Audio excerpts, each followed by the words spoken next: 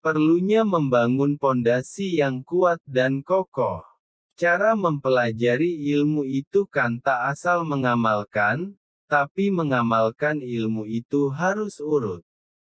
Ya urut dari pertama, dari dasar, kayak orang bangun rumah itu harus urut, digali pondasi disesuaikan rumah yang akan dibangun, lalu dibuat pondasi dari kor-koran yang kokoh kuat, pondasinya ditunggu kering, artinya pondasi diistiqomahkan, jadi menetap, kering kukuh kuat setelah diyakini pondasi kering dan telah diyakini telah benar-benar kering, baru ke atas, penguat dinding dicor, tiang-tiang dibentuk dicor, agar teguh dan kuat, lalu dibangun dindingnya disesuaikan dengan rancangannya, sampai terus selesai semua dan sampai gentengnya, kalau tiba-tiba, dibangun temboknya, lalu genteng, baru pondasi digali tanahnya.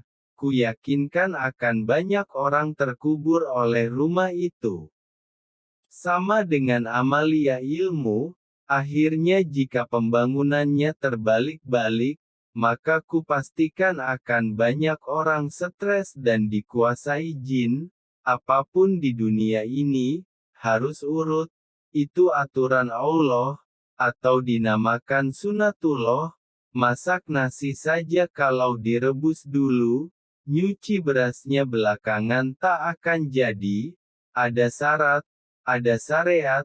Syarat itu alat yang akan dipakai, kayak mau masak nasi, harus ada ompreng, ada air, ada kompor, ada gas, ada selang, ada beras. Jadi kelengkapan itu harus ada semua.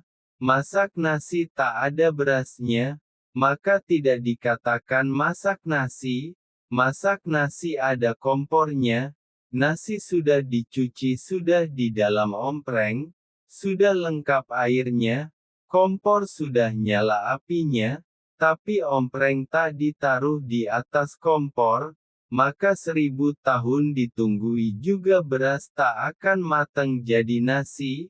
Jadi ada syarat, syariatnya harus benar, syariat itu cara, lah sampai jadinya syarat dan syariat itu menjadi nasi yang matang dan enak dimakan, sampai terciptanya api bisa nyala dari gas, dan bisa membuat nasi menjadi matang dan enak, lalu dimakan masuk ke tubuh, itu namanya hakikat nasi rencananya dimasak, jika Allah tidak menempatkan ilham pada manusia, sehingga manusia tidak punya maksud untuk memasak nasi maka syarat dan syariat tak akan pernah ada, jadi penetapan Allah atas niat memasak, lalu gerak tubuh melakukan gerakan memindah ompreng, mencuci beras, menggerakkan urat dan melakukan gerakan yang seperti terancang dan terencana dengan berurutan,